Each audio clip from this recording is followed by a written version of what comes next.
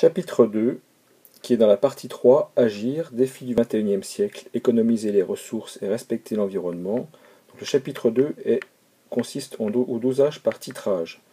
Voici les notions et contenus et les compétences exigibles dans le programme de Terminal S. Donc, notions et contenus, donc, le plan du cours sera composé des dosages par titrage direct, les réactions de support de titrage, caractère quantitatif, c'est-à-dire qu'on va mesurer les quantités que l'on titre, équivalence dans un titrage, qu'est-ce qu'une équivalence et quel est le repérage de l'équivalence pour un titrage pH métrique, conductimétrique et par utilisation d'un indicateur de fin de réaction.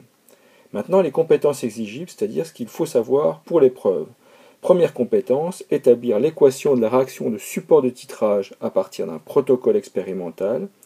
Deuxième compétence, pratiquer une démarche expérimentale pour déterminer la concentration d'une espèce chimique par titrage, par le suivi d'une grandeur physique et par la visualisation d'un changement de couleur dans le domaine de la santé, de l'environnement ou du contrôle de la qualité.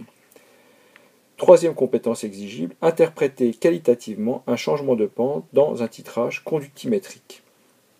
Ensuite, trois autres compétences exigibles qui sont ici en bleu, notion d'équivalence, notion de réactif limitant, réactif en excès, conductivité ionique molaire et méthode des tangents, donc pour déterminer l'équivalence en pH métrie et de la dérivée. Premièrement, nous allons voir ce qu'est le but d'un dosage. Quel est le but d'un dosage? C'est très simple. Doser une espèce chimique, ion, molécule, en solution aqueuse, c'est déterminer sa concentration dans cette solution.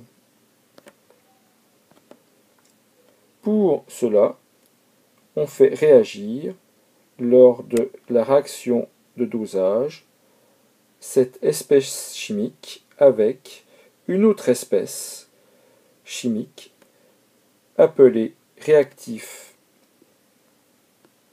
titrant, introduite en quantité connue. C'est-à-dire que le réactif titrant on connaîtra dans le réactif titrant la concentration et le volume que nous allons inclure dans la solution, et par conséquent, on connaîtra la quantité de matière de réactif titrant. Grand 2. Réaction de dosage. Qu'est-ce qu'une réaction de dosage? Et quelles doivent être ses propriétés? Donc c'est très simple. La réaction de dosage doit être unique, c'est-à-dire qu'il ne doit pas y avoir d'autres réactions en même temps. Donc, une seule réaction doit avoir lieu entre les réactifs en présence. Total. Alors total, ça veut dire quoi?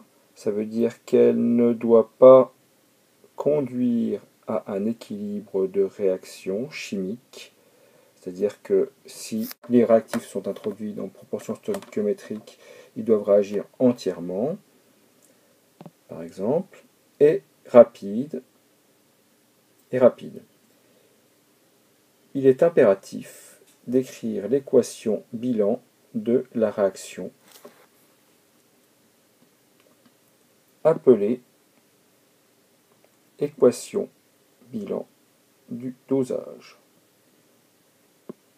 Donc dans le dosage, on a une particularité, un point particulier, c'est ce qu'on appelle l'équivalence. L'équivalence va nous permettre de déterminer la quantité de matière du réactif que l'on titre, c'est-à-dire du réactif dont on veut déterminer justement la quantité de matière ou la concentration. Cette équivalence est atteinte lorsque les réactifs ont été introduits en proportion stoichiométrique.